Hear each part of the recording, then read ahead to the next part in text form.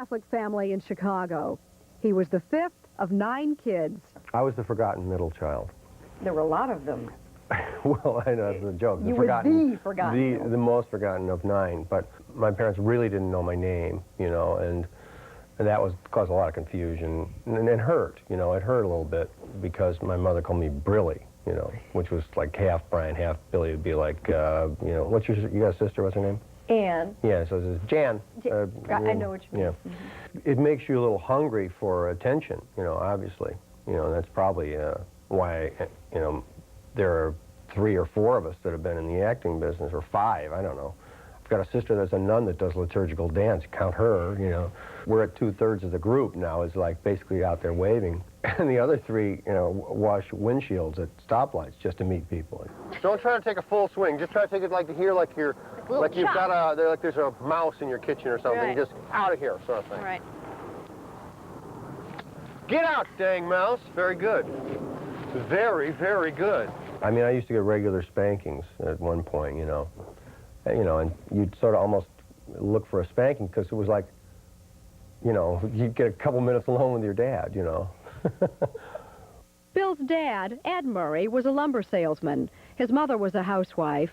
Raising 9 kids, there was never much money. I've read where you, even at Christmas, you kids knew not to ask for toys. Were you exaggerating, or is that true? Well, I mean, that's probably how we remember it. And we probably remembered that we were really good kids, too. But you got out of the habit of asking for things.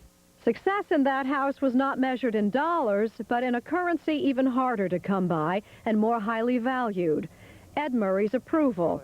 The goal was to try and make Dad laugh. He had a very tough sense of humor. He would not lie about what he thought was funny. He was a very difficult laugh. So, what was a laugh? When your father laughed, what was it like? Well, it was like a slot machine paying off. It was just fantastic. Bill's father died in 1967. Like Bill that. was 17. He left me his ring when he died, in his will. I got his ring.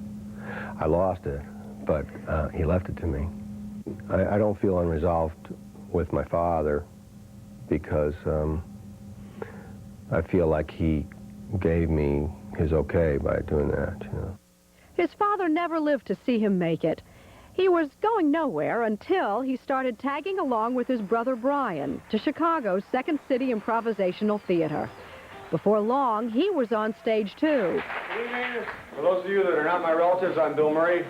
Second City led to the National Lampoon Show, and that led to Saturday Night Live. In 1977, Bill joined the original Not Ready for Primetime players, including Jane Curtin, Dan Aykroyd, Gilda Radner, John Belushi, and Lorraine Newman. Eggs over lightly, a large orange juice and coffee. Thank you. Cheeseburger? Lisa, prove your love to me, or else you'll be responsible for giving me a painful case of lover's nuggies. That's right.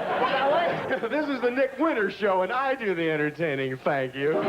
Let's go out with something really hot for these folks. A big hit out of '77. Star Wars, if they should bar wars, please let these Star Wars stay. You're a part of television history now, aren't you? To be a member of the Not Ready for Primetime players. You know, you're an American cultural icon. How's that feel? Well, I think most of us that were on that boat or are still on that boat feel like that was a fun piece of luck to get in with that group of people. I mean, it was really a group of people that made it go. Are any of the old group who are still alive? Still living. Tragic to have to say that, but it's true. Do you see them? I see Dan a lot. He comes into New York, he calls me. He's at the Essex House, or, you know, he's staying here. We'll be walking downtown. Hey, anybody see a ghost? In 1984, Dan Aykroyd starred with Bill Murray in Ghostbusters. It became one of the top-grossing comedies of all time. He slimed me. That's great! My kids played Ghostbusters for a long time. Mm-hmm. Did yours? Yeah, they had suits, too, good suits, the real thing. Well, I mean, With equipment that really worked. Hey, I bet your kids have NBC hats, you know, yeah. And T-shirts and shirt and golf bags and floss and everything else. And you probably get a deal on General Electric toasters, don't you? Yes. Knock it in the hole, baby. Get in the hole. Good shot. Good putt. Good. Golf shot. Golf shot. My first? Yeah. So what'd you have? No, this is the key part. I wasn't counting. Oh, don't worry. There are several people that were. Don't worry. We were all counting. Clarence, what you really had. Ghostbusters had a strange effect on Bill Murray. Overwhelmed by its phenomenal success, he didn't work again for 4 years. So then, you know, you get successful and you become a movie star. You know, it's embarrassing but true. So what do you do now? Being a movie star is like, it's mostly downside, you know. People say, oh, give me that movie star thing. I'll be there with a limousine in a second. You can go, you can go be, whatever I do it, but it's mostly downside. I mean, how about losing your whole private life, There's no, and nobody factors that. Nobody cares either. I say to people, you want to be rich and famous, go for rich. See if that doesn't cover most of it for you, Really, I mean, the fame thing is like, but the rich thing, I'm rich, but I'm getting away with it. You don't have to look rich, but famous, you're stuck. There's an upside to success, of course. Murray has been able to share his many blessings with his family, especially his mother, who died 4 years ago. Was your success able to make her life more comfortable? Yes. It was. Yeah, that was a real kick. I got her American Express card, and the first year she spent like, $7,000, and then the next year was, just like geometrically.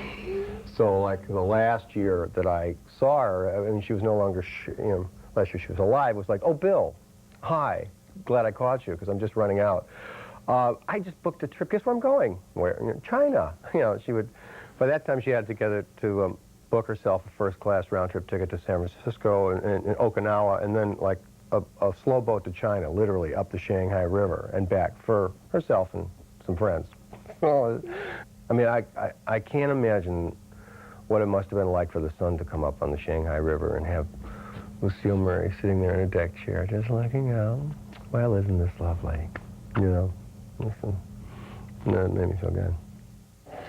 You're hot. Murray leads the very private life of a family man, father of 2 boys.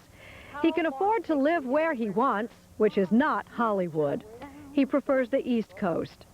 His primary indulgence seems to be working when he wants to, because he doesn't have to. Almost. His next screen appearance is due in February, a movie called Groundhog Day. Hopes for me. It marks a career milestone, 2 decades in show business. Are you proud of what you've accomplished in 20 years, simply put?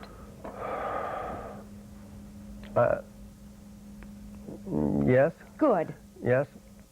Will you still be making movies after you're not able to play golf, or will you still be playing golf after your movie career is finished? What do you think? Well, people make fun of golf because they think it's a rich man's sport, and it's not for me because I was a caddy. I see it as a sport. And now in my life, I don't see it as a sport. I see it as an opportunity to go for a long walk with my friends, 3 friends, and we go for a long walk. I think I'll be doing that longer. Jane, there are a lot of high-risk assignments in this business, but going out on the golf course with Bill Murray is beyond risky. It's downright dangerous. And the 3 cameras. But the thing was, I mean, maybe I'm a fool. Okay, I am a fool, but it was fun, and I was not nervous, and that, to me, in all seriousness, is a credit to Bill Murray, because he is a very nice man. Funny, dangerously funny, but a very supportive man. The fact is, he was not counting my strokes. I don't believe that. I got a much better aerobic workout than he did. He mentioned the book Golf in the Kingdom, which I must say happens to be one of my favorites, too, and it is a deeply mystical and philosophical book about golf. Is there that side to Bill Murray?